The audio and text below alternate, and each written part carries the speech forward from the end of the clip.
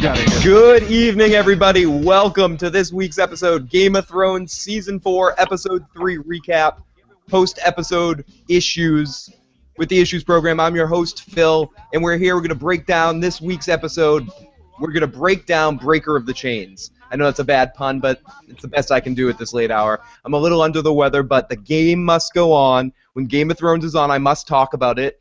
This episode was not as crazy as last week's episode. It was a little bit of a catch your breath type of episode, but a lot of stuff did happen, and we're going to recap it all. It wasn't my favorite episode of Game of Thrones. It definitely had a few parts that I thought were...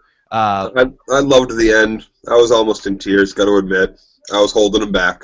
Yeah, the end was really good, but a little too much Sam. But we'll get into that. But everybody, Samwise.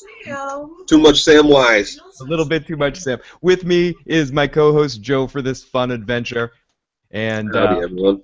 And we're gonna recap this episode and go through everything that happened in kind of the reaction in the post reaction to what happened in the Purple Wedding. I think we should start with that. I think it was an interesting week seeing everyone go kind of crazy for watching Joffrey die, knowing that it was coming in the books. It's something that we held our breath for a while and didn't want to talk about, but it was something that was hanging out there, and everybody that read the books knew it was coming, and it was just amazing gratification to finally get to see this actor. We're not going to dwell on it. We talked a lot about it last week, but it was great. Well, they want us to dwell on it a little bit, which is precisely why they started this episode, not with, previously on, but after the credits rolled, they started right from the scene of Joffrey's death.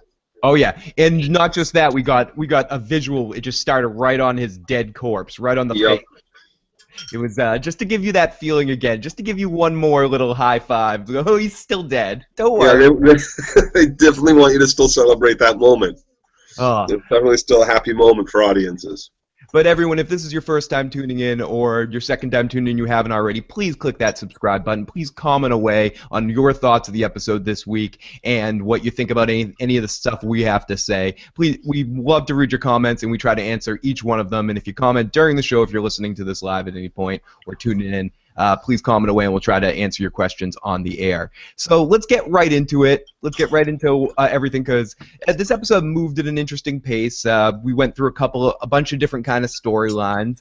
There was kind of a theme. I think the theme went with the name, the Breaker of Chains, and protection, breaking away from chains, and leading into our big final scene with Daenerys. But we'll get there.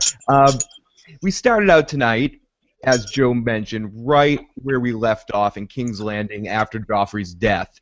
In fact, we get another shot of his dead ass, as I said, and Cersei going completely crazy. Is it me, or is Cersei finally starting to become a little bit more like book Cersei? In books, people want us to talk a little bit more about the differences as we could.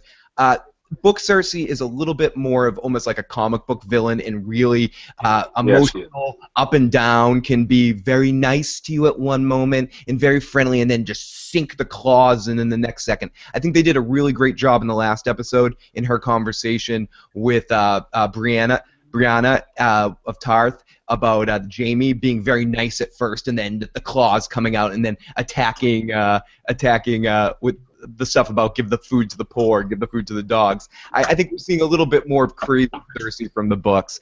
And Cersei's screaming and yelling, take Tyrion, take him away. And then, where's his wife? Where's his wife? She's culpable too. We need to find his wife. Yep, and she wants to punish everything about Tyrion. Everybody. Yep. And let's be real here. She's been looking for an excuse to get Sansa, or to torture Sansa. She enjoys torturing Sansa almost as much as Joffrey did. It's close.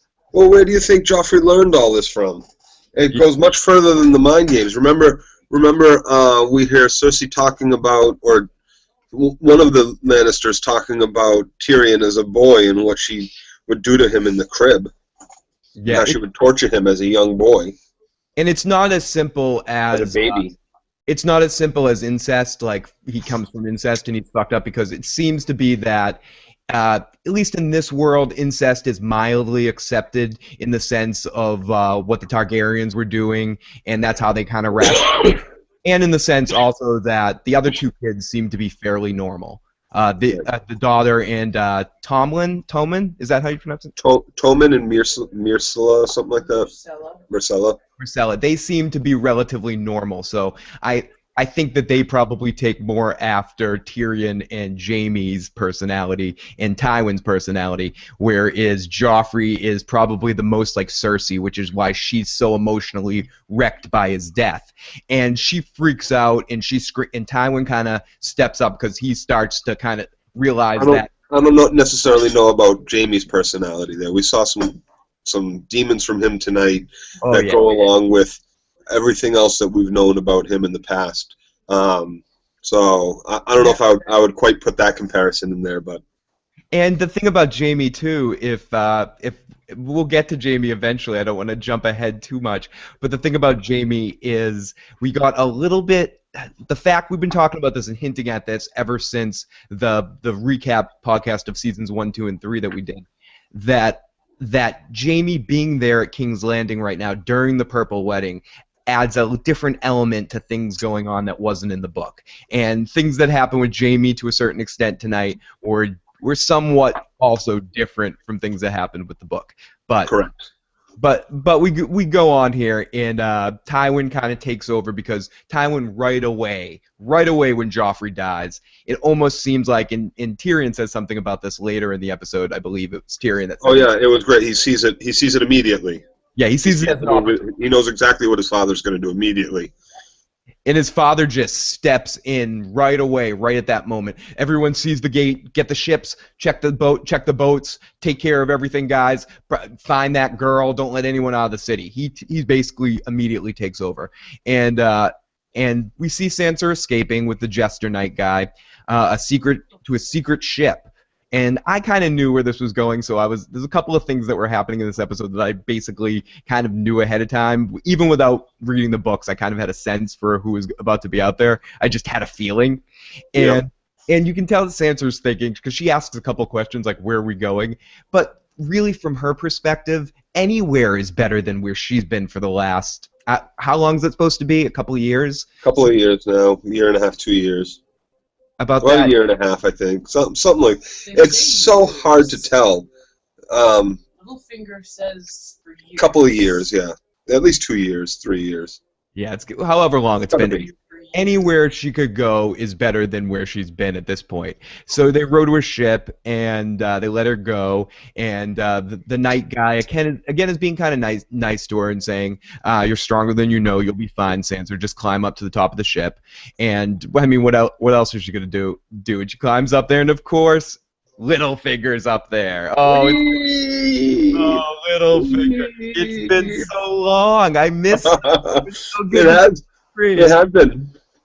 He is, to me, when it comes down to it, when Game of Thrones started, a lot of people would think that the face of Game of Thrones was Ned Stark, was that honorable warrior in this world, and living by a code and all of that, and it was going to be like every other fantasy novel where that's the most important thing in the world.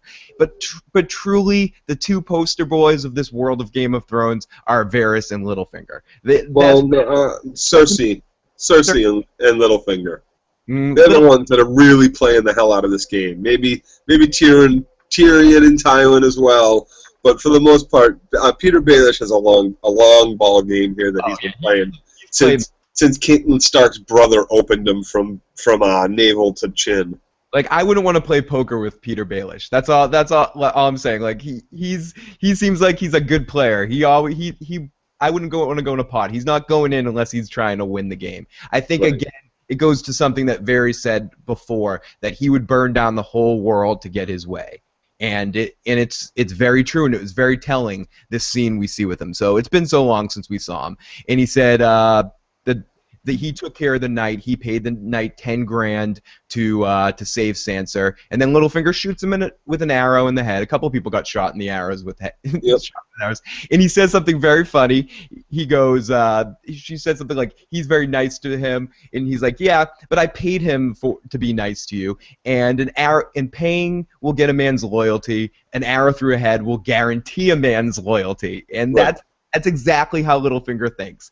You pay for it to get it for a little while, or you kill him and you get it forever. His Yep. silence. And Yep. he doesn't trust a drunk fool that follow orders. And he says, "Come with me, you'll be safe." And she's like, "What about?" Or somehow she's like, "He was really nice to me." And to show Sansa's still one of the dumbest players in the game. Right. She's not even a player of the game. That's just it. She's a pawn. She has no power. She's never had any power. She was always just a little girl playing at wanting to be princess. She's not a player of this game. She has no manipulative bone in her body. Joe, I think you're insulting pawns. I mean, pawns can at least take moves. I don't know if Sansa's even in the game. I don't even think she's a piece. I think she's pawns do become queens eventually if they can make it to the end. So yeah, she's playing checkers. Everyone else is playing chess. So she goes off with Littlefinger, and he says he's going to sail with her to sail home. So he's going to sail apparently to the same place that Arya and the Hound are going. Right? He's sailing back to the Eyrie. Is it? No. Is that where they're going? But yeah, to the Vale, to the Eyrie. It's the same place. Yeah, to go see Catelyn's sister, and that's the same. Yep. As I said, that Arya and the Hound are going, so perhaps we will get a Stark meetup in the future. That's what I hope. Crazy Tully.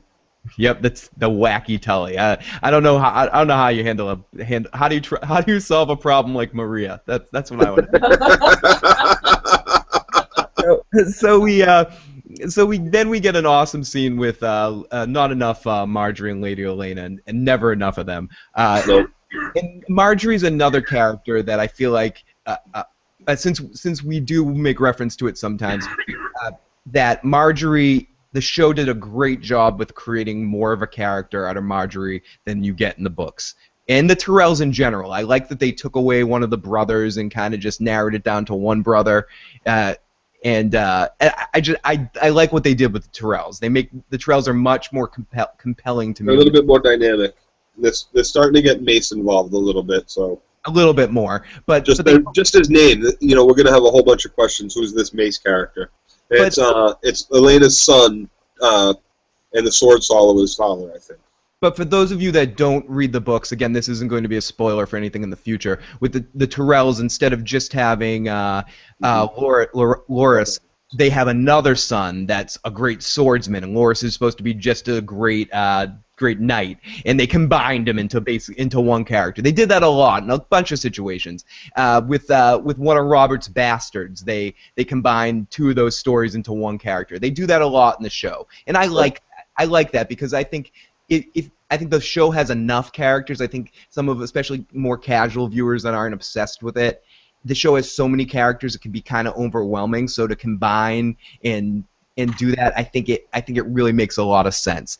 So we get a scene with Marjorie and Lady Olenna where Marjorie's basically just saying, I have just a cursed vagina. My vagina is so cursed. Or no, I'm just a cursed girl. Yeah. And Lady Olenna sums it up great. Her vagina's lonely, I think, what she was saying. My vagina's lonely because I'm cursed, is what she was saying.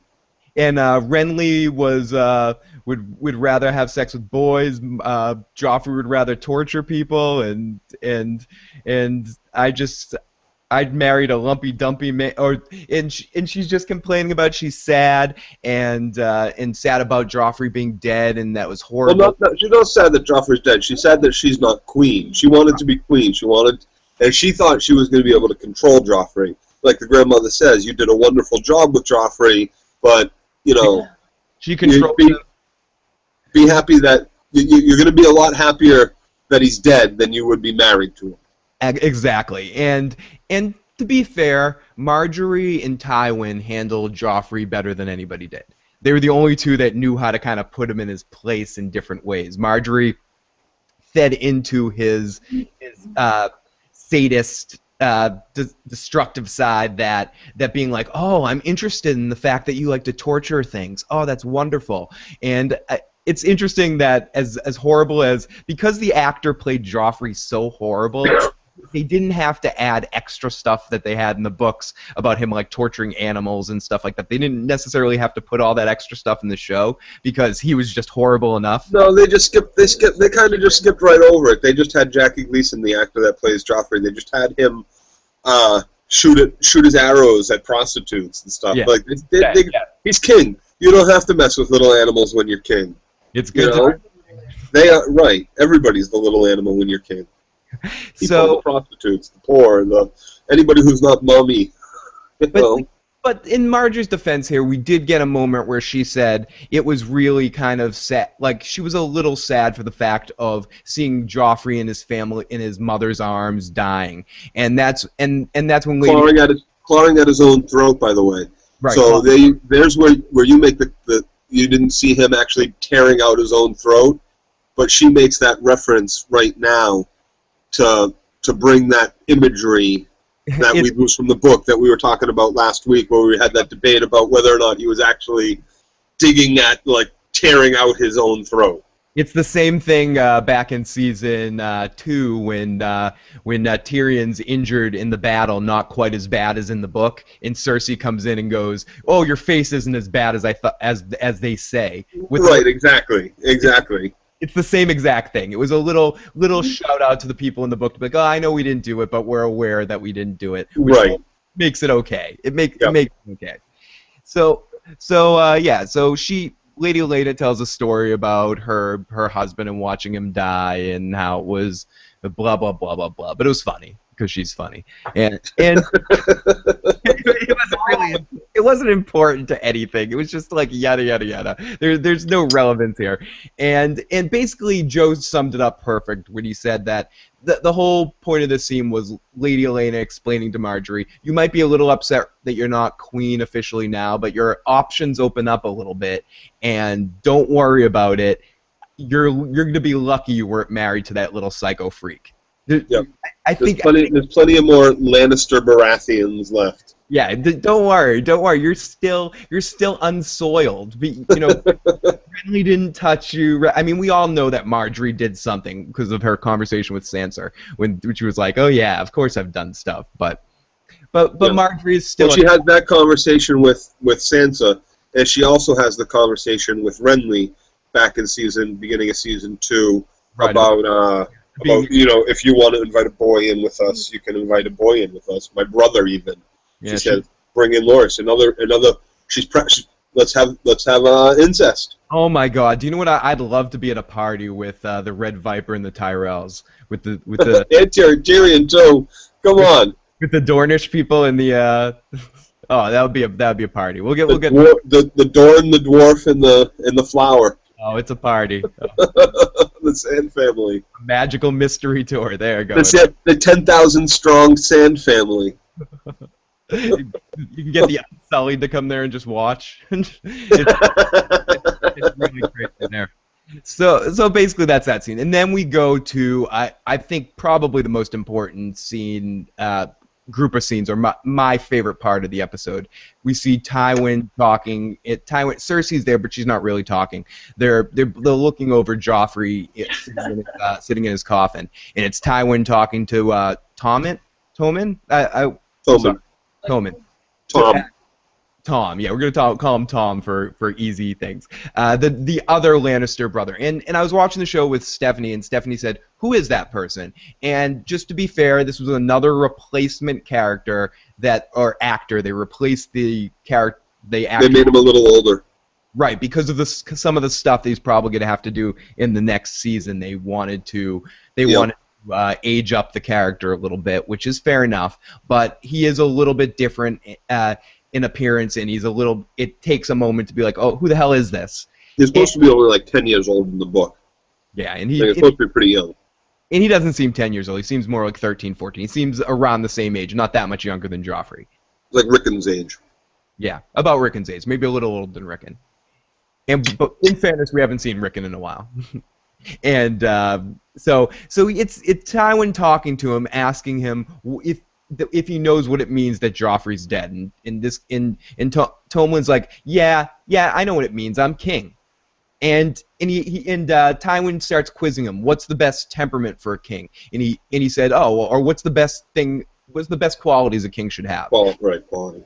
And he says holy, and Tywin just keeps shitting over everything he says. And then he says justice, and he names all these situations where other kings messed up, where they called themselves these names, and then he just keeps going in, keeps more digging more things after more things towards him, just to kind of keep infiltrating his mind. And it's very interesting the way he's doing it. He's doing it by bringing him up a little bit, and then he asks, infiltrating his mind. infiltrating his mind, similar to the way in the Golden Child when he infiltrates the Monkey Man's mind. He's getting in there. He's starting the teaching process. What he's starting the the control process. Actually, the I don't know. Brainwashing. Yeah. I was trying to think of like what happens to like your kidnapping, the Stockholm syndrome. Yeah. Because Tommen's now is going to be, he's basically going to become, this is speculation. Tommen's life now becomes Tywin's little bitch. He's a puppet king. He's a puppet king for Tywin. Tywin's got a good 8 years to do anything he wants in the kingdom, to rule without anyone telling him or saying any kind of. He's the hand of the king to the youngest king in 1,000 years. And basically, this whole talk, this whole lead up was, he talks about strength, and he goes, "Your father had strength," or he doesn't even say strength. He says Robert Baratheon had. Brad's strength was because it was he wanted to be pious, like holy, and he gives him this king was holy, and he was an idiot. He stopped eating because food was sinful.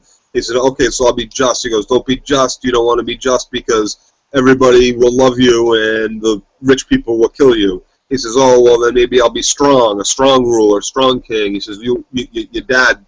Yeah, you'll be. He doesn't call him even your dad. He says Robert Baratheon. He doesn't even call him your dad. His Robert Baratheon was strong, and look what happened to him. He was a whore and a drunk. It was another way to ingrain himself into him, because he says, he leads him into saying wisdom, and he says, yes, wisdom, because I'm all about being wise. Tywin says that's what kings know, to listen to your advisors. And as Joe said, Tywin... Long after you're able to rule, you will still listen to your advisors. Exactly. Tywin said he can finally control the throne. He said your brother was not a wise king. If he was, you would not be king. And you see Cersei's face in that moment? Yeah. He's like, over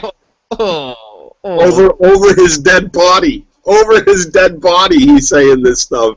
And then we just see them both walking out with just Tywin in his ear, like inside his ear. He has his tongue so deep inside this kid's ear, changing him into his little puppet boy. Yep. As Joe was saying, this is basically leading into the fact that Tywin is going to be controlling the throne from now on. It's Tywin's throne. In Cersei to a smaller extent, because she'll probably have some influence over her son. But even in this scene, you could see that Cersei is losing this child to Tywin. Tywin's taking this one because he says to him a couple of times, you have the right temperament for a king. You're not an idiot like your brother. And it's true.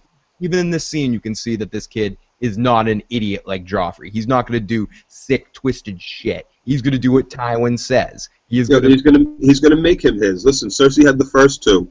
The one that became a psychotic king that ends up getting murdered at his own wedding, and the one that the uncle gave away to a psychotic family, the only kingdom in the Seven Kingdoms to hold out against anyone, to Dorne. Sends the daughter to Dorne, and they don't even send her back for the brother's wedding because they know if they send her back, there's no way they'll get the girl back to Dorne. She's Oberyn's safety. As we see when Tywin goes to Oberyn's room and they have that little discussion. Yeah. So then we get into a little bit of alone time as with Jaime and Cersei, as Jaime walks in as Tywin and the boy leave. And complete deviation from the books here. Okay, so he asked for some alone time, and I think one thing was sure from the books. I think anyone who read the books knew one thing that was about to happen in the scene. And I'm not going to spoil it right away as I'm about to lead into the scene, but everyone knew what the culmination of this scene was. Everyone knew they were going to end up having sex in front of Joffrey's dead corpse. I think that was the big whale in the room right here going into this. We knew what was going to happen because in the books, if I remember, this scene was mutual, but in this situation it definitely wasn't. Cersei tries to manipulate Jaime initially. They walk in. She says Tyrion killed him. You saw Joffrey. He pointed at him, and you know it. What you need to do is you need to kill Tyrion. He killed your son. And she says, if anyone who wondered if Jaime knew that these were his kids, any wonder about that's out the window. They were talking openly about this is your son. Yeah, and I don't remember them ever openly talking about it in the books like that. No, it's another one of those things that's just obvious, more obvious in the show. They just make it kind of like a thing, similar to like Theon not having a dick. It just becomes, instead of just being whispered, it's just a fact. Right. And she says some truth, so you can almost see from Cersei's perspective, and Tyrion says this later in the episode, you can almost see from Cersei's perspective where she could think, because she's not that bright and she's emotional, or she's not as bright as she thinks she is and she's emotional. You can see where she could think Tyrion was the one that did this, because she says, Tyrion once said, your joy would turn to ashes in your mouth, everything would go bad, and he threatened me many times, and he did. And yeah, no, she's just lashing out. She blames him for her mother's death. No, she's always tortured him. She needs someone to blame. She doesn't care who it is. She's going to put Tyrion to death and worry about whether or not it was the right person later. She can always kill someone else, but right now she sees the opportunity to finally get rid of the dwarf that's been plaguing her life since the moment he was born. She can get rid of him, she can get rid of Sansa, she can not have to worry about any of that anymore. No, I agree with you, but I also think, in a sense, you could, for all her irrational behavior, I can see where she's connecting the dots and legitimately thinks that Tyrion killed Joffrey from her perspective. I bet she really thinks that. I don't think Tywin does, and I don't think Jaime does, but I think she really does think that. I think she believes he could do that. Yeah, maybe in some sort of a mystical sense, like you made the quote, as soon as you're at ease and safe in the world and at most joy, the joy will turn to ashes in your mouth, like you said. But right. I do not believe that she actually believes that Tyrion did it. She knows Tyrion. Tyrion's had opportunity to kill everybody in the family for the last 30 years. And he's never done anything bad to the family, with the exception of kill Mama when he was born. So that wasn't his fault. That wasn't his fault. But according to Cersei, that's his fault. Yeah, so everything from that moment on is his fault. In a respect, you're right. She does blame him for Joffrey's death. It was absolutely his fault. But I don't necessarily believe she believes that it was him who poisoned her. Yeah. And Cersei says that he'll go on trial and all that sort of stuff, and somehow he's smart enough that he'll squirm his way out of it. He's done it before, in the Vale. He has, and he's famous for fighting with the crazy Tully. For outthinking his way out of situations. Jaime, you need to kill him. He was our sweet boy. Kill Tyrion. And then she kisses him. And sweet boy, yeah, right. Jaime thinking, yeah, my ass. And then they have a mutual kiss. And then she stops in the sense. She pulls back. Yep. But in the sense, I get the feeling like she was giving him the, if you kill Tyrion, I'll give you the rest kind of teasing him a little bit, and he reacted that in a really inappropriate, destructive, horrible way by basically pinning her down. Look at you all PC. Look at you all PC for your viewers. No, I'm not being PC for you. He takes his due, man. Oh, is that what it was? Oh, whoops. He raped her. And no, it was awful. It was an awful scene. It was an awful thing to do. And he called her the evil woman that she was. He finally saw her for the evil, manipulative woman. He was going to finally not be manipulated by it anymore. I hear you about that, but He took control. Right, exactly what rape is all about, right? It's about control, not sex. It's not about any of that. He finally took control. He ended the cycle of crazy. Yeah, and he proved himself to be crazier and a more horrible person, or just as big of a horrible person as Cersei. And any growth that Jaime made in all the seasons kind of took a backseat. I don't care how horrible Cersei is. She shouldn't have. That was a horrible scene and horrible for Jaime, and completely changes Jaime's dynamic and his character from the books. Completely changes it and turns him into a completely different kind of person that loses control and it could rape somebody. I mean, or rape the person he says he loves. Or I think that scene was exactly what you said. It was him taking control over the situation and saying, "I don't love you anymore. I'll take what I want.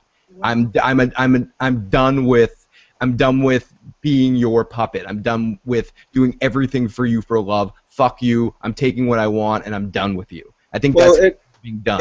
It's kind of curious to me what they're going to do now, because it was such a strong theme in the books. His arc as a character, his redemption. It was such a strong thing in the books to watch him grow that I'm really curious to see what they're going to do to give us Jaime's soul back in the future. Like, we had him jump in the pit to save Brienne, and he was going to give the girls back to Caitlyn and all this. And like, we've seen this 180 here, which is a complete deviation from the book, the character arc in the book. That I'm curious to see what will have happened to Jaime now to get him to realize a sort of epiphany for his character growth.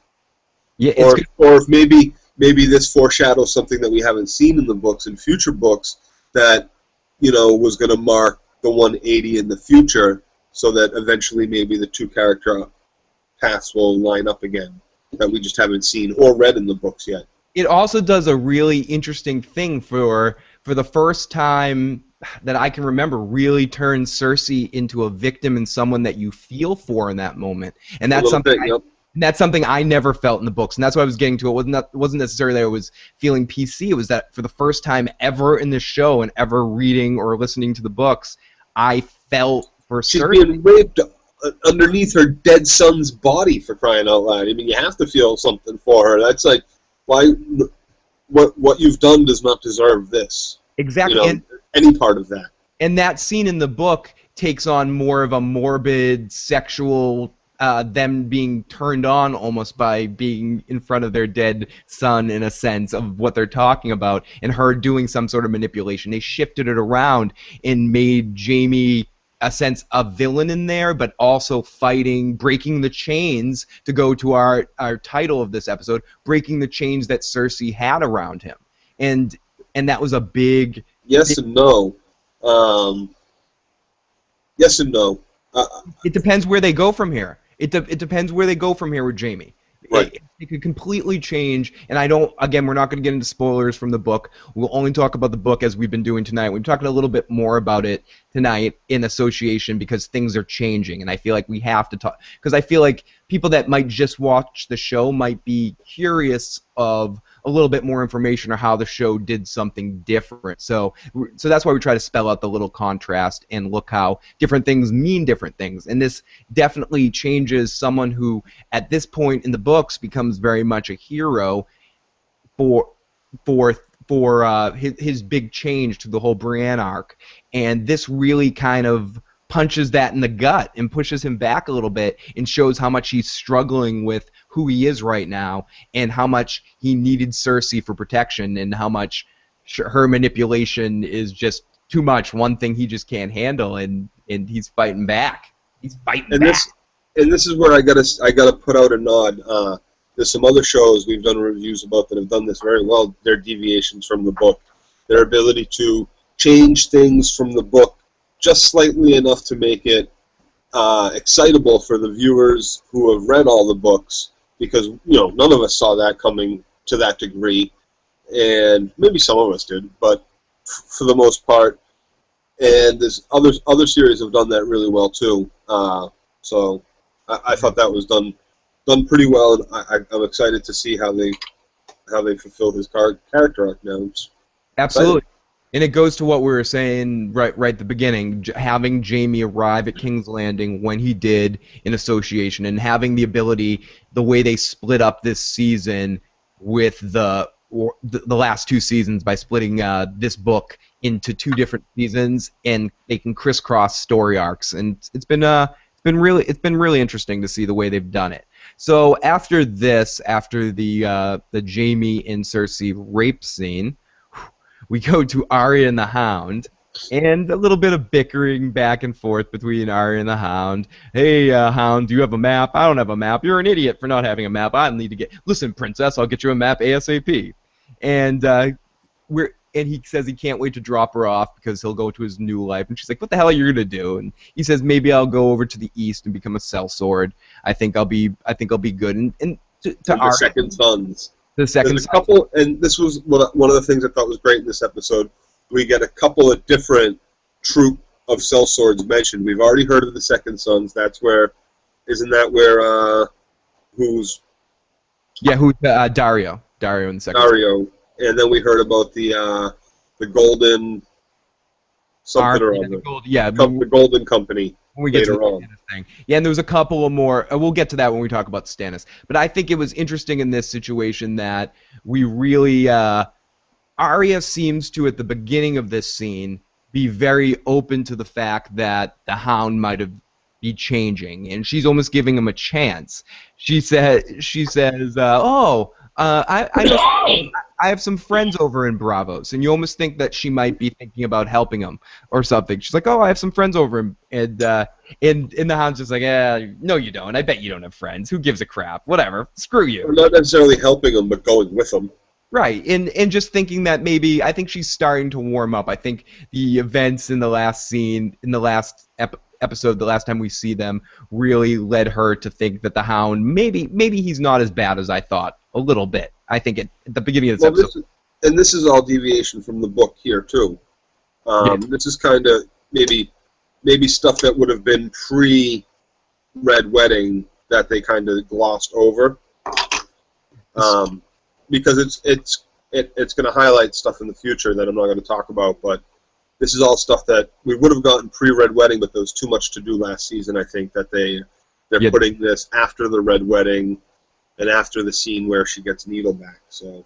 And I think they knew that there's a couple of big events in this season, but for the most part, especially with the Dany stuff, is going to be light. It's a similar. I don't want to talk too much about what's going to happen, but Dany isn't as active as she's been in other seasons, so they need to fill in the gap of other stuff that's happening. And I think Arya and the Hound stuff's perfect the placement where they put it, because and everybody loves them. They're a great foil for each other. So great comic, the best comic team since Tango and Cash.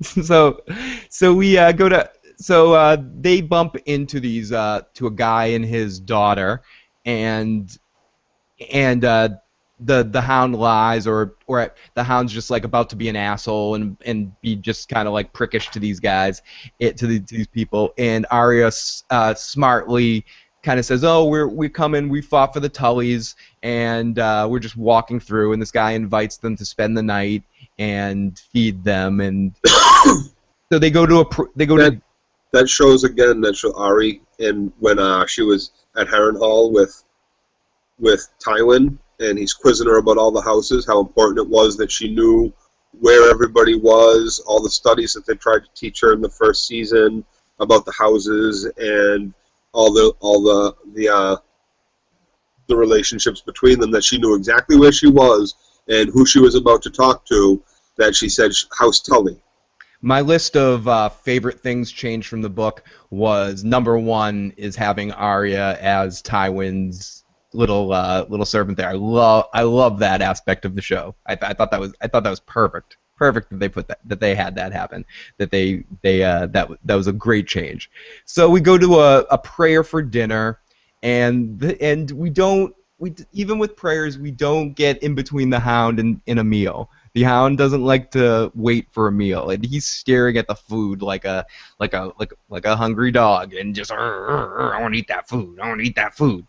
And they're praying. Both him and Ari were hungry dogs. Yep, and they're just like, come on, do we really need to wait through this prayer? And And the Hound's like, yeah, you can do all 7 prayers. I'm hungry. And don't He only let him do 6. he's like, you know what you should ask God for is that some stranger's not going to stab you in the night for making you wait too long to eat. The stranger is one of the 7. Like the maiden, the crow, the warrior, the priest, the mother, and the stranger. So he was like, yeah. So the stranger, he was making a pun there, and he finished the prayer for him. Basically, he said, "Shut the fuck up, I'm hungry," and the stranger's gonna kill you, making him stare at food. Oh, the Hound's awesome. And so they start eating the soup and slurping the soup or the stew, and I love how they all slurp the stew. They drink it like it's they just drink it right down. Pour. They don't even ladle it out. They just pour it right in the next bowl. Yeah, they don't even save any for the family. They just Arya and the Hound, they just slurp the whole bowl of soup, the whole pot between the two of them back and forth. And he asks the Hound for help. He says that things are getting very difficult in the area that he's in. He's getting a lot of unwanted guests. The Freys are stepping in and being real assholes in the area and messing with him. He could really use the Hound to be kind of a sellsword for him. Basically what the Hound was saying to Arya at the beginning of the episode, that he might sell his services to people that need his help. And he's like, and the Hound's like, oh, can you pay me? And he's like, yeah, I got a little silver tucked away. But he can't do that in Westeros, though. If he does it in Westeros, once word got out that the barn-faced Hound is up in fucking some farm fighting off Freys for silver, they're gonna come kill him. So. Or even worse yet for him, his whatever's left of people will just come find him or try to get him to come back to the throne or come back. He just wants to be left alone. He doesn't want people to bother him right now. And but he agrees. He asks if he have any ale. He's like, what kind of a man doesn't have ale? He gives him kind of a dirty look, like, come on. And we also get a little bit of a talk in this moment of the Red Wedding, and how we hear about the effect of what Walder Frey has done, and breaking up the guest rights thing, and how everyone in the countryside is thinking like a curse onto family Frey. This is not something you do. This is so horrible. And I think this is important to see that this episode saw a lot of effect in post-effects, especially at the beginning of what happened after the Purple Wedding and everything that happened with Joffrey's death. But we also got some results, still seeing results of from the Red Wedding, and seeing what's affecting the whole countryside of Westeros and how everyone's reacting to this, and looking at the Freys now as pariahs, as horrible people, as like the worst of the worst. These people are horrible, and ultimately, as Tyrion says this earlier, or I believe he says this at the end of the season in the last episode of last season, that yes, Walder Frey will get all the credit or get all the blame depending on who you're talking to, but we know that you and Roose Bolton had a lot to do with this too, but everyone's going to blame Frey because he's the one that broke the oath. Yep. And he's damaged goods now, even more than he ever was before, and we really got a feel for that in this moment. In this, be a wise ruler.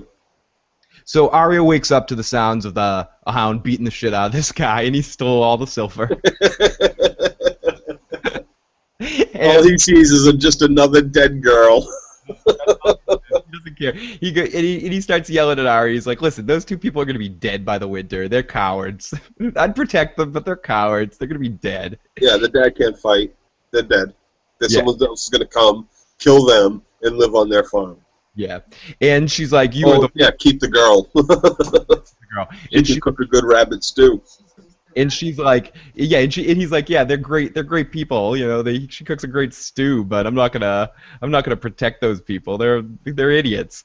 And she's like, you're the worst person in all of the 7 Kingdoms, or you're the worst shit in all the 7 Kingdoms. Yep, right back onto her list. Back onto her list. And he's like, listen, I'm not one of the worst people in all the 7 Kingdoms. He goes, how many Starks gotta lose their head before you're gonna figure that out, Arya? And she's like, on the list twice. Yep. She was so pissed off at that, and she just gives this look like, oh god, I am going to kill you one day, you piece of shit. Just when I thought, speaking of piece of shits, let's get this over with. To the wall with Sam. And we get the Sam stuff. I'm not a big fan of Sam in the book, and I'm not a big fan of Sam. I'm less of a fan of Sam in the show. I was a big fan of Sam in the book, and I am less of a fan of Sam on the show. Okay. They're kind of they've done a lot of little changes to him that I don't find for the better. We talked about this a little bit before. I guess I like Book Sam better than I like Show Sam. They turned Sam a little bit into kind of like what they did with Samwise Gamgee in the old Hobbit cartoons. They made him a little bumbly, a little extra bumbly. Oh, hey, everybody, I'm Sam, and just a little. What was that, Mr. Bill or something? I don't know what it was. It was Gumby. the horrible. Hi, kids, That's my Sam impression. Give me a break. So to the wall with Sam, and we get a feel that he's getting some shit talk for the girl. They're like, oh, is she a whore? We'll give you copper, and we'll give her some copper and see if she has sex with us, and see if she. So obviously the whole girl thing is light on the wall. So they he says to her to what's her name again? I forget her name right now. Gilly. Gilly, thank you, Gilly. He says to Gilly that everyone thinks that I lied about killing the walker, and she's like, no, Sam, you didn't lie. And he's like, oh, everyone thinks you're a wildling. Oh, my daddy hated wildlings. Yeah, your daddy hated everything. Your daddy hated everything but having sex with his daughters. It makes me sound dangerous. Yeah, it makes me sound dangerous. With my suckling infant, I'm so dangerous. I'm so dangerous. And Sam says she's fine, but he's worried about there being 100 men and only one woman. And I'm like, Sam, why are you worried? Raper, thief and raper, thief, raper. He's walking through the courtyard. But you're proving my point, Joe. You're basically just describing the Smurfs. In Smurfette, the Night Watch.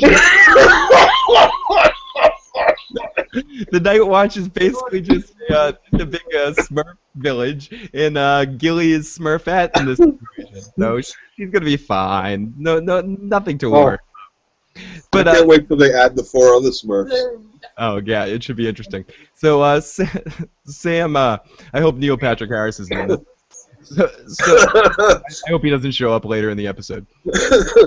So Sam, that's who Bran's going to see.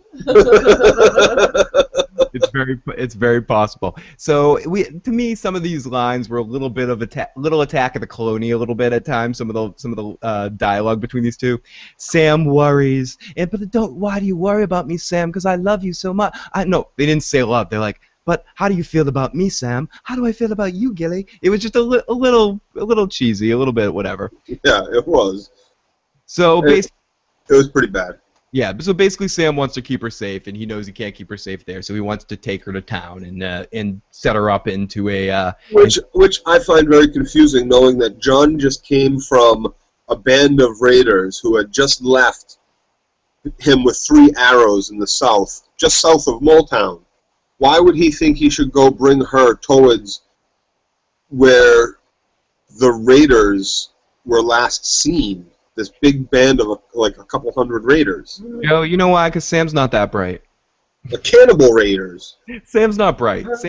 Sam's not a smart guy. And you would think that... The thing is, Sam is a smart guy. Sam is a super smart guy. Sam is much smarter than... Wait. It's his anxiety and his nerves and his general pansiness keep him from being seen as a smart guy, but he is a smart guy. Book smart is different than having forest skills, street skills, and Sam doesn't have street smarts. He has book Sam's smart. Not going to say something to Jon Snow about, I'm worried Gilly's going to get raped by 100 rapers and thieves. That's Come what on. And Jon Snow's going to say, don't bring her down to Moletown because they're going to turn her out because it's a prostitute town, and after they're done turning her out, the Fens are going to eat her on their way here.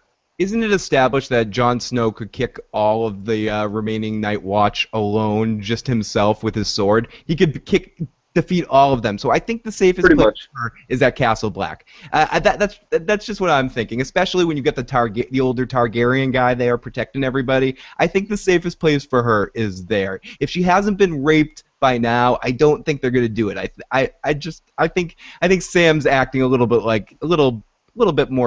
of an idiot. Speaking of idiots, we get our Stannis cameo of the night, and we get This was pretty bad too. And that's what I was saying at the beginning of the episode. I had a couple of moments in this episode I could have. I mean, they need to happen, but I don't.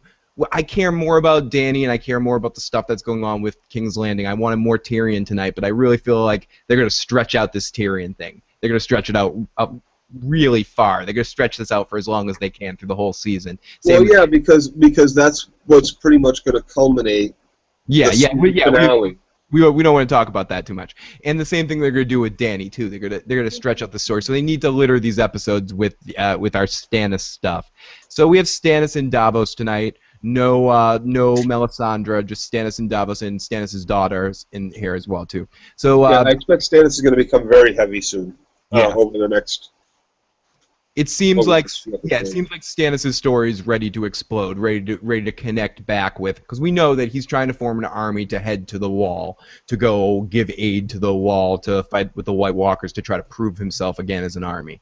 So Stannis asks Davos to read something, and he reads that Joffrey's dead, and he said, "You saw me put a leech in the fire and call out Joffrey, good to be dead. You see that Melisandre's magic works." And for the first time, we really see Davos say, "Yeah, I know her magic works, but magic doesn't win wars. Soldiers wins wars. We need soldiers too." And that's what Joe mentioned this earlier. This is where we get a mention of a different group of sellswords that he talks about, the Bravo, the Golden Company. And Stannis says, probably the big culminating line from this scene is "I don't want to be a page in the history books of someone else. And you're running out of time, because if you don't form my army soon and I give up, once I give up, you're the first one that's going to die. I want to kill you." We just get a vibe that Stannis wants to kill him. Get my army together or I'll kill you. Blah, blah, blah, blah, blah. Stannis walks out. And then we get an actual good scene. With, he lists a bunch of house lords that he's rallied to Stannis' cause, and he's like, yeah, they couldn't even defeat, they couldn't fight their way off through a paper bag. Beat a White Walker. They couldn't rob a Dairy Queen. Right. Things like that. They get their ass kicked in a Fredley's. They can't do shit. So yeah, Stannis was being a real butthead. So then we get an actual good scene with Davos reading with Stannis' daughter, and she's a hard teacher, but she's good and obviously has a lot of love for this guy. And he's correcting her the differences between a pirate and a smuggler, and talks about Stannis not knowing the finer points of being a criminal. It's kind of a cute scene between the two of them. They got a good chemistry. That Stannis doesn't have with anybody. But she has him read some hard reading, like a difficult book, and what the information that's in the book is something about Braavos, about the Bank of Braavos, and this is probably, I want to say this is one of our 5th or 6th little comment over the last couple of seasons that we've had leading up to hearing more and more about this Bank of Braavos stuff. That sounds very Machiavellian, or I'm not going to get too much into it. It definitely sounds Machiavellian or something. I'm curious where this is going to go. I have Medici, Medici, that's it. And then he kisses the daughter, and he gets a brilliant idea. And again, reading leads to good things, kids. Make sure you learn to read. Yeah, he's not up for the writing yet, though, as we see. He needs someone with good penmanship, and he has her write a letter. He's writing some letter for some reason. But again, she tries to encourage him to do it himself, like a good little teacher. Yeah, she's good. She could be she could be a PSA. Yep. Having dragon scales is hard, but not as hard as it is to learn to read. So but I like what they've done with that character. I think there's been quite a bit of change in that character from the books, and that's pretty cool. Yeah, she's much more of a character, and I connect with her a lot, and you can see her plight and everything she's going through, and her connection with the Onion Knight is very real. And Tyrion's gonna love her. Yeah, they're gonna be bastards and broken things. That's his future wife. So he kisses the daughter, and he has her write a letter to the Bank of Braavos from King Stannis, and we don't know what the contents of that letter is or what that's going to be all about, but it should be interesting, and I am very, very curious, especially considering that we did learn earlier in the season that the Crown owes a lot of money to the bank, and that Tywin is being a little bit blatant, a little bit blasé about it when he was talking to the Tyrells about it. When him and Grandma Tyrell were talking about this, he's like, "Yeah, I'm not too worried about it." And I think we also Well, because I think definitely has a plan. Once everything's settled down is when his plan will get into effect, and he'll heavily tax the entire kingdom. Yeah, and I think he's essentially king now, so he's going to be, and he's got a good head for business, and he'll completely rape Westeros of every fund it has and pay back the bank. And we also, I think, got a scene with at some point with Cersei saying something about "fuck the bank." So we'll see how that all leads in the future and see what happens with this letter in Stannis. And that's enough of that. We have no more Stannis. And speaking of, let's just get this over with. Back to Sammy and Gilly. And Sam, they're in a whorehouse, and the whores are trying to get to like, "Oh, you brought us a whore, a new worker. Okay, we'll get her some work." And Sam's like, "No. She needs a place to stay." And they find her this old abandoned like crack shack. It looks like something out of Requiem for. It's a whorehouse in Molestown. It's an underground like hut with a grass roof. It's way up north, so it's dug into the ground 10 feet, so that way it'll stay a lot warmer rather than being an above ground dwelling. It's right by the wall. It's basically a whore town. It services the men at the Black Watch, and that's what he decided that he was going to take her to be more safe. And yeah, that's the place. That's the place where that's going to be the safest place for her in this situation. Sure, Sam, that's the smartest idea. So he can't protect her at Castle Black. He can't fight. She's like, "Wait, you fought before." He's like, "I can't fight all these men. I can't do it. This is the safest place." And cut away with baby crying. That's foreshadowing horrible things to come. So, yeah. So, but not for nothing. We do get a wonderful transition, a wonderful fadeaway cross cut from babies crying and Sam's whole situation to a orgy. Yay! To an orgy with Oberon. Red Viper orgy. Cut to making out and asses and lots of fun. Oh, it's great. And his the male hooker that we saw, one of Littlefinger's guys, the girl calls him over for a little makeout session, and he doesn't like her. He doesn't like it. He doesn't dig the girls at all. So he goes right back to the Viper, and the Viper explains why he's bisexual. He goes, "You know what? You know why I like both? Because everybody else in the world's missing out on half the fun." Yeah, I Perfect. I choose in war. I choose a side. In love, I'm free. I'm free. Yeah, I'm not. There are no sides. There are no sides. Whatever's fun at the moment, I'm going to do, and I think that's a definite element of the Dornish people. That is a very big character trait of all those of that part of the world of the Seven Kingdoms. Is they're very much live life for its fullest, and in war have a strong fist, but there's no reason not to enjoy every aspect of life. That's because it's such a hard life and hard existence. It's a complete desert wasteland, some 1,000 miles long and 300 miles, 300, 400 miles wide. It's pretty big, just desert wasteland with thousands of people living in it. It's also, we got a funny scene where he's like, make sure you have sex with, make sure you fuck everybody before you're too old, no one wants to fuck you anymore. And he's like, "Oh, what about you?" He's like, "Nah." And then his girls, like his paramours, like, No. He's a prince. People will fuck him even when he's old and 90. You don't have to worry about him. He's gonna get it his whole life. He's famous. So right at this point, right as things are about to get even more interesting, Tywin shows up. You never thought you'd see Tywin walking into an orgy, and he walks. And it's not just an orgy; it's a whorehouse. Yeah, he's at a whorehouse. He even mentions that when Tywin Lannister in a whorehouse. Wow. You got to figure like Tywin would probably went down to the jailhouse and talked to Tyrion to ask him, what whorehouses do you think that the Red Viper frequents? So you got to wonder how Tywin knows so much about whorehouses. So Tywin wants to talk to him. He kicks everyone else out of the room, and they have a sort of one-on-one conversation. And the Red Viper asks him to sit down for wine, and he says, "Sorry about your grandson, and I'm actually sorry. A child shouldn't pay for a father or a grandfather's sins."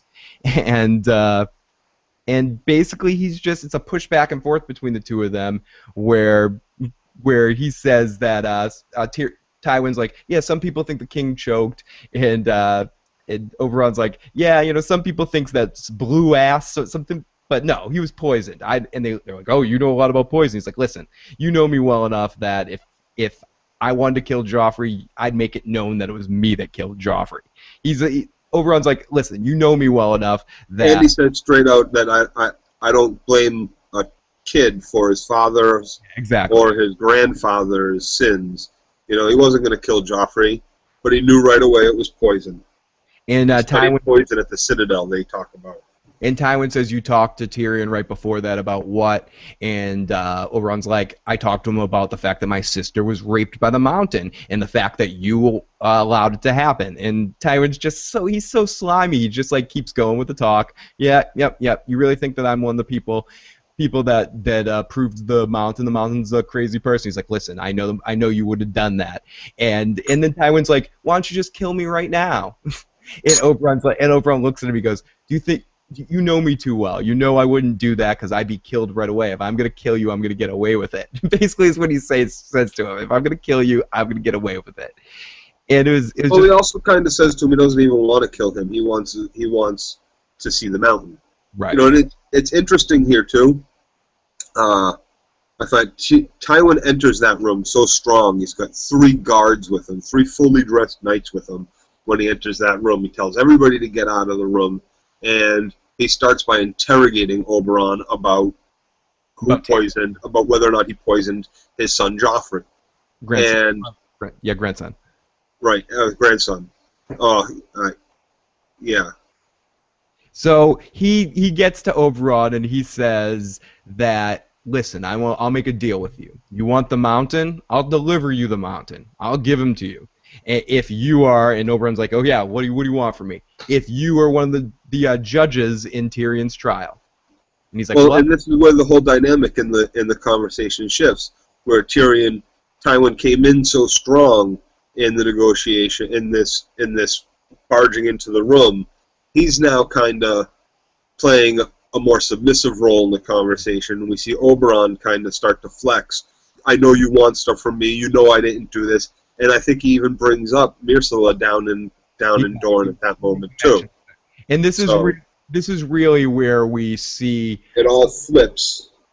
We see Tywin just making Tywin again, another one you don't really want to play poker with, because Tywin knows how to lay low and knows how to switch his mood up, and you can never get a tell on him because he's just always got the same expression and the same focus, but he knows how to change his method at the exact right time and give you a different feel, a different way to bet out there. And right there, he totally knows what Oberon wants, and he gives it to him, and he also. Like, for the first time we really... Which is why he highlights to him that he sent the guards out of the room. You could kill me right now.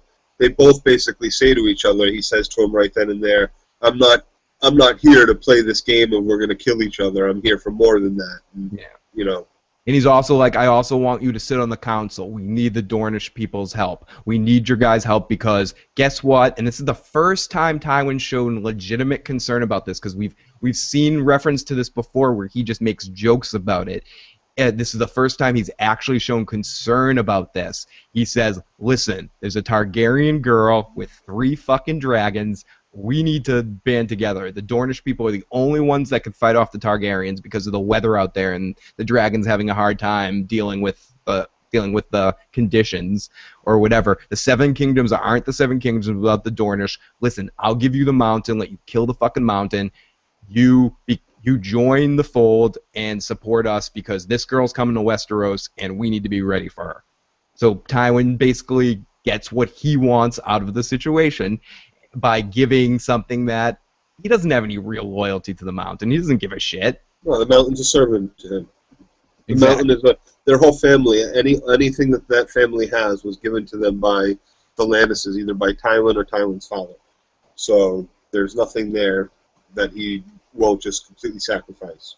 And it also sets up, as we find out with Pod in this next scene with Tyrion, it also sets up another situation to make the trial look even more justified in whatever the findings are, because obviously we would think that Mace Tyrell's being on there, that he would be controlled by Tywin, but having Oberon there, it gives it a little bit more semblance of actually having someone that's impartial there to help make the decision. And in a sense, again, what Tyrion says in a second, his father knows how to turn lemons into lemonade. He knows how to make a bad situation, to find the best out of a bad situation. So we go to Podrick and Tyrion after this. Finally get to see Tyrion.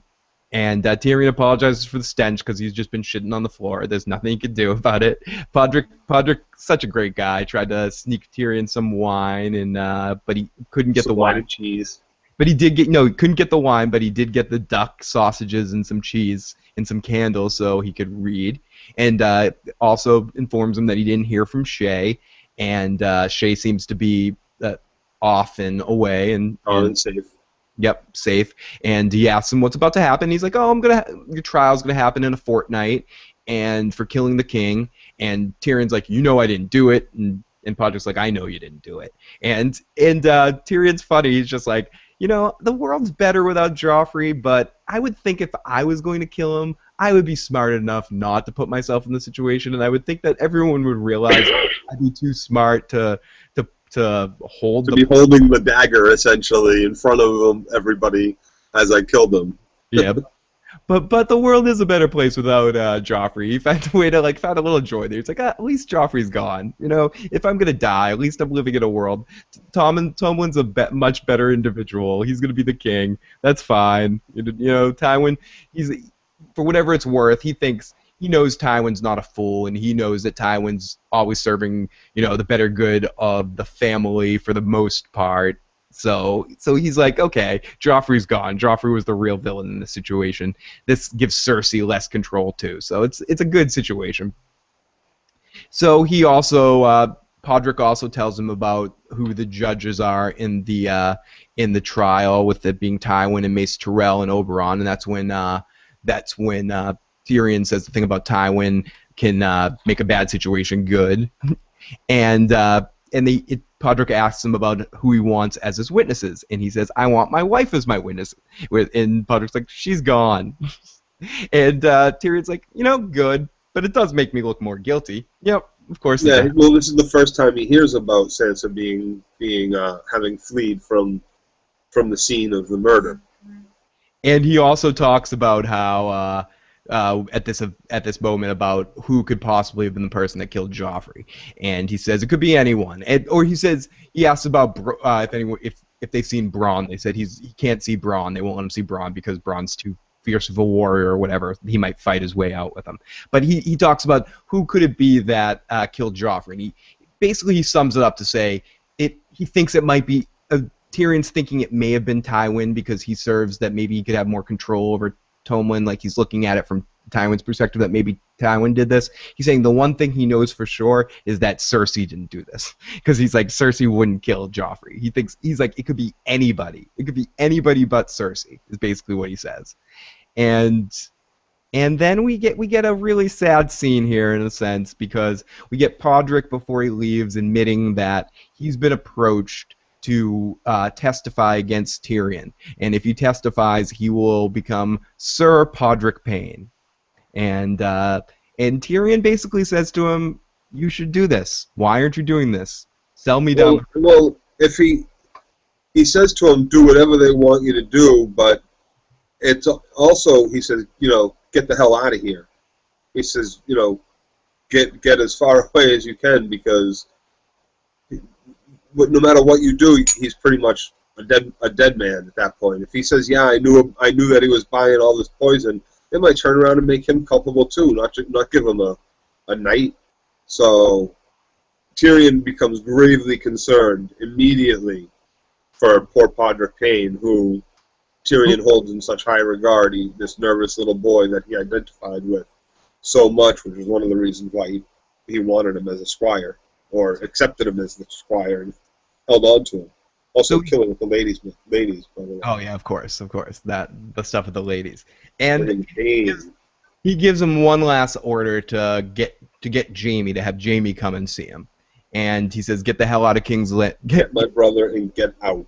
Get the hell off of Maz. Get the head to Maz Quaid. Get out of Maz Quaid. Out of Maz Quaid." He tells them to get the hell out of Maz. And does that make Tyrion Quatu. In this moment it does. In this moment it does. So we get a farewell, and he says farewell to the best squire I ever had in my life. And Podrick, goodbye for now. Maybe we'll meet again in the other side.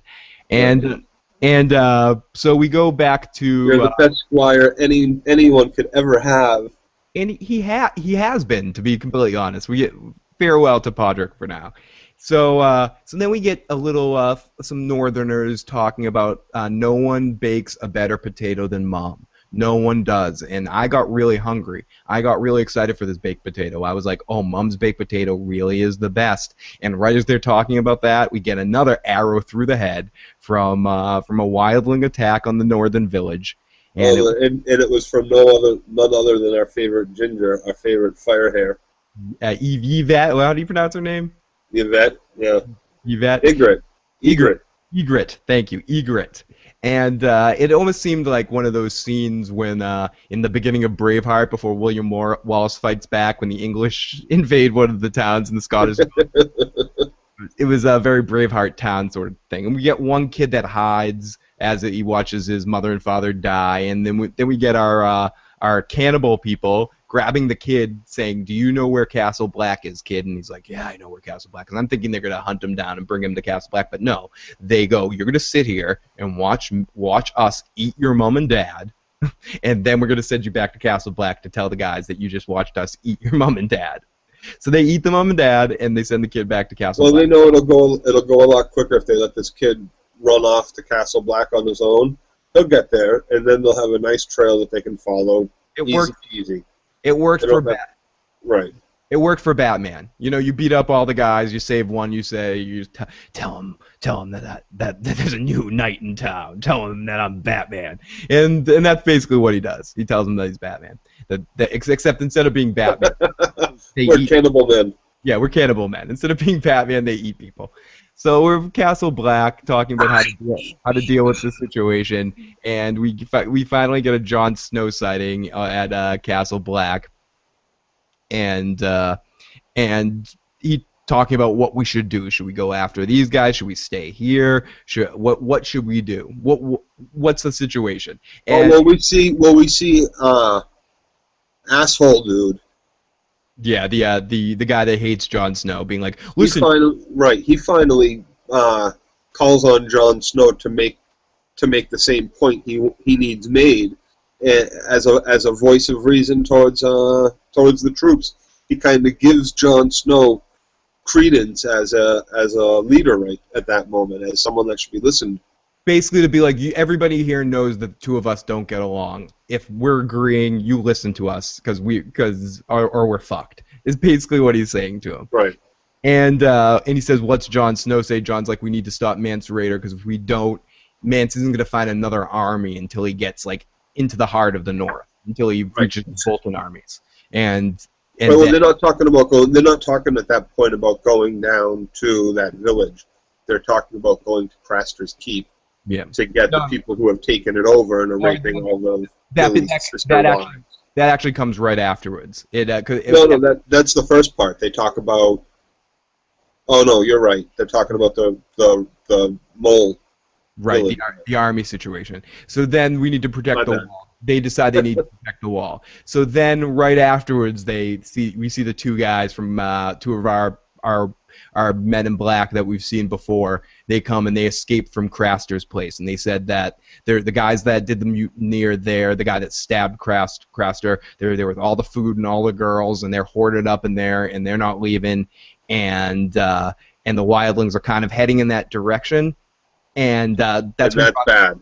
Yeah, and that's when Jon Snow says, "I told them that we have 1,000 people here, and that's part of the reason why the wildlings aren't just charging the gates right now, because they think we have so many men. If they go to Craster's place, they're going to see these guys, and these guys are friggin' scumbags. They're just going to tell them that, oh yeah, there's only 150 guys at the Night's Watch. Don't Murderers, rapers, and thieves.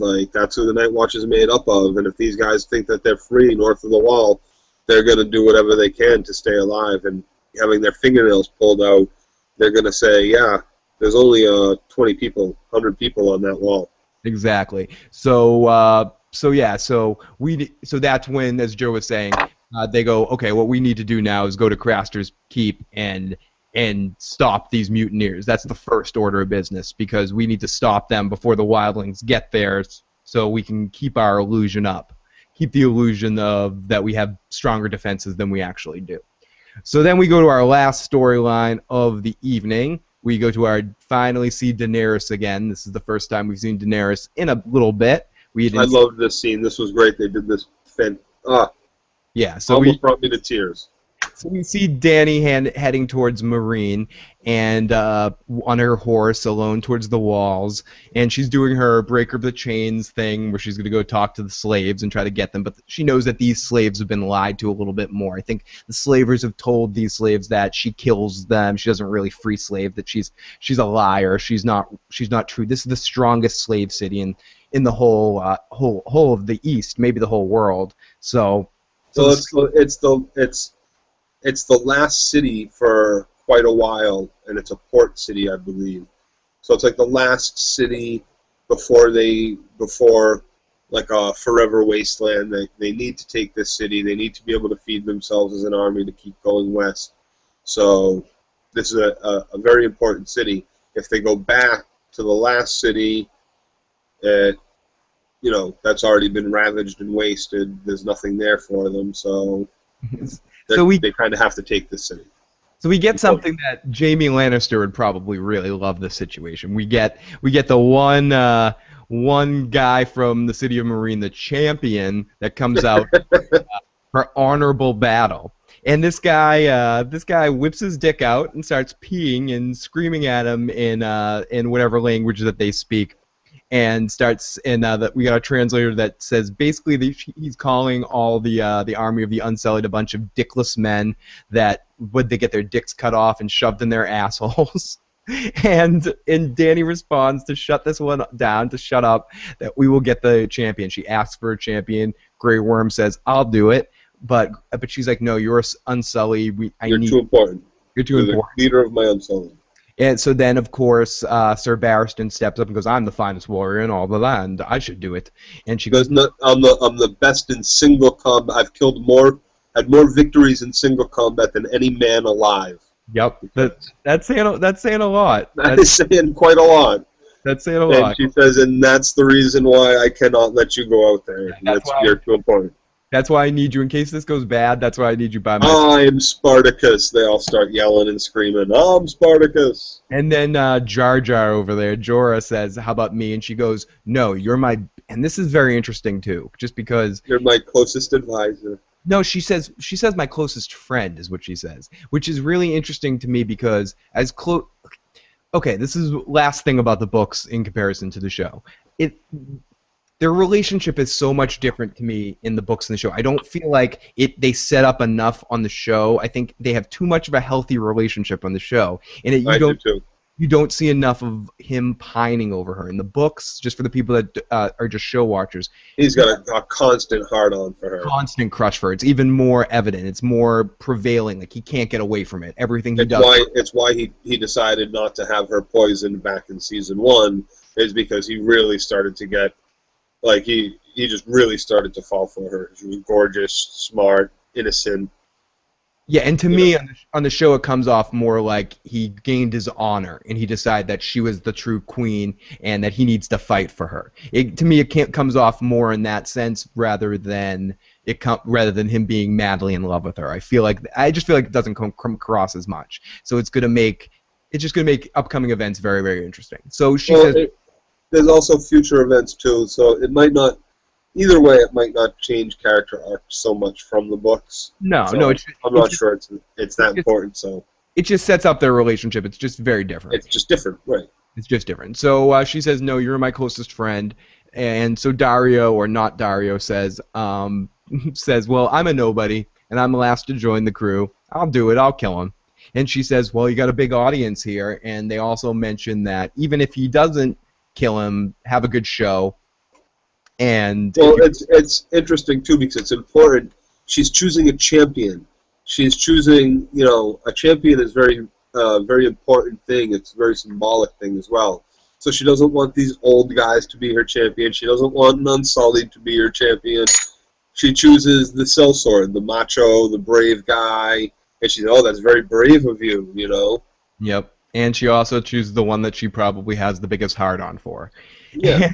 She finds him very attractive. Yep. And he's okay. I'm still not a big fan of new Dario, even though I did like this scene that's about to happen. Old Dario had more character in his face, a little bit more. I would have liked to see old Dario in this scene, but whatever. I still think it was a cool scene. So he says, "I'm nobody. I'm the last guy. I'll kill him." So she steps out there and she says, "It's a good audience. You know, put up a good fight." And she asks him if he wants a horse because this person's going to charge at him like a knight. And he says, "No, I don't want a horse." And I think this is a little bit of a little Dothraki dig too here. She goes, "Horses it was a big Dothraki dig. It's a good call. Good call. Biggies. Men are faster than horses. Horses are dumber than men." And the horses are faster than men. He says, "Yeah, but they're also not as smart." Yeah, they're also dumb.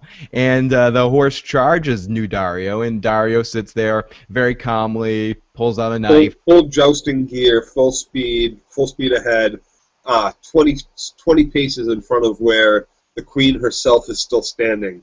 Yep. He barely advances at all towards this other champion before he starts riding at full gallop towards Darius champion. Dario. And Dario pulls out a knife, and then he goes full Jack Burton on this guy. It's all in the and this horse charges him, and he throws the knife right into the horse's head. It's again, we get some cruelty to horses. We should have got right into his eye, right into the horse's left eye, and right eye, something like that. And the guy falls out and hits the ground, and then he walks right up to him, takes his curve, and while the guy's still getting up, he kills him. A very Braun-like move too. Wouldn't you imagine? Yeah, the horse digs right into the ground, and the guy flies through the air and lands right at his feet. And is coming up through the dust when he gets his head cut off. It was pretty sick. And this is all still 20 paces in front of where the queen herself is standing. And it's such a shock to everybody that's watching from the walls of Meereen. They instantly order their archers to fire. Yep, and to try to kill the champion as well. And he's just a little bit too far away, and he just steps right back and does a. He doesn't even step back. He doesn't even have to move. They never ever went within arrow range. It was one of the fatal faults of their foolish champion. Yep. And so it was a very fun kill from new Dario, and it was a good moment and showed him being kind of cool. And then to top off the scene, he whips out his dick and he takes a piss on the ground. Which was fantastic. Right back at you, motherfuckers. And all the Unsullied turn their backs on them, and then we got Khaleesi stepping up and doing her speech to the people, and says that the Masters lied to them, and I have proof, and I'll show you. Of course, it's all in the slave tongue, and it's subtitles at the bottom for us. Exactly, and basically says that the Masters lied to you, and I've got proof, and I'll show you right now, and pulls out catapults and starts firing catapults, these bucket catapults, these Donkey Kong barrels, over to the city that smash, and we see. That speech was really good too, because awesome. she talked about the last two cities she was at, and how those are all the first city I went to. All those slaves, they were slaves where they were, but now they stand behind me. And then I went to another city, and all the slaves, they now stand behind me, not because I told them to, but because they want to, because they're free, and yes. You can be too.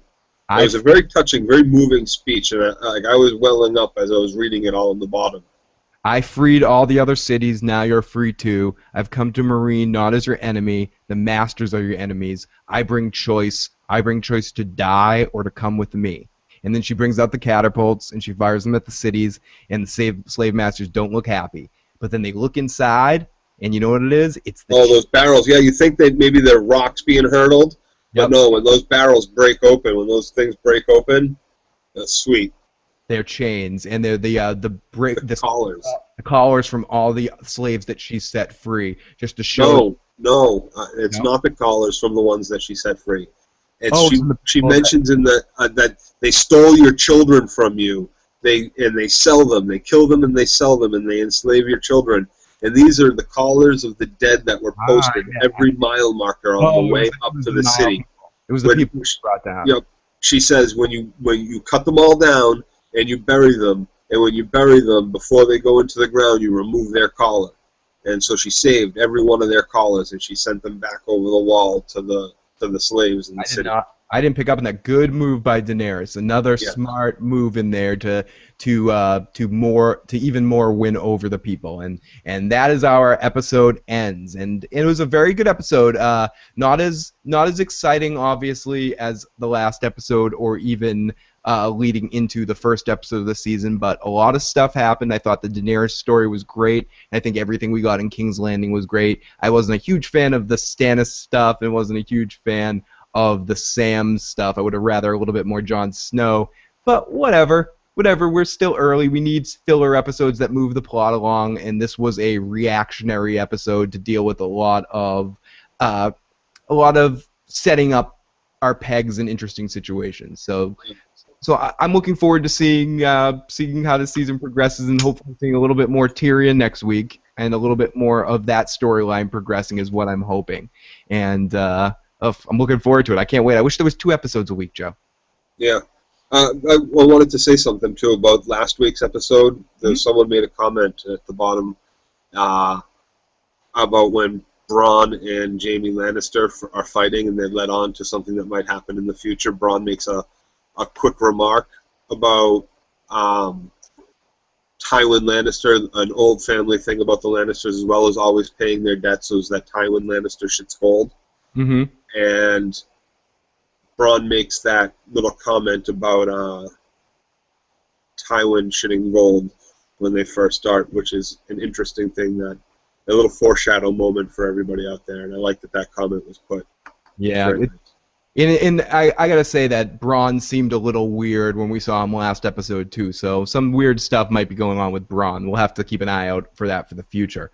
But Joe, this is another great show. I'd like to thank everyone that was checking out the show live. Please comment away in the comment section and let us know what you thought of this episode and what you thought of anything we had to say. And please subscribe. Join us. We'll be back next week to talk more about Game of Thrones and more post-episode recaps and issues coming along the way in the future. You can follow me on Twitter at IGotIssuesMan. Check out the website, issuesprogram.com. And please, as I said, subscribe to the page. And we'll be a lot more episode recaps, more shows coming. 24 is coming back, and I think I'm going to do a little post-episode recap about 24. Nice. If I can keep up with the Jack Bauer, so that'll be nice. And it'll be an interesting perspective on it if I do it with you, because I've never watched any of the Jack Bauer, so I'll be watching this season new. Interesting. Okay. With fresh eyes, without knowing much of the past either. So if you're interested in the 24, keep an eye out for that. That comes back May the 5th. But if you're just interested in Game of Thrones, we will be back next week to talk more Game of Thrones. Have a good night, Joe. I will talk to you soon. Have a good night, everybody. You talk too. to you next week. Later.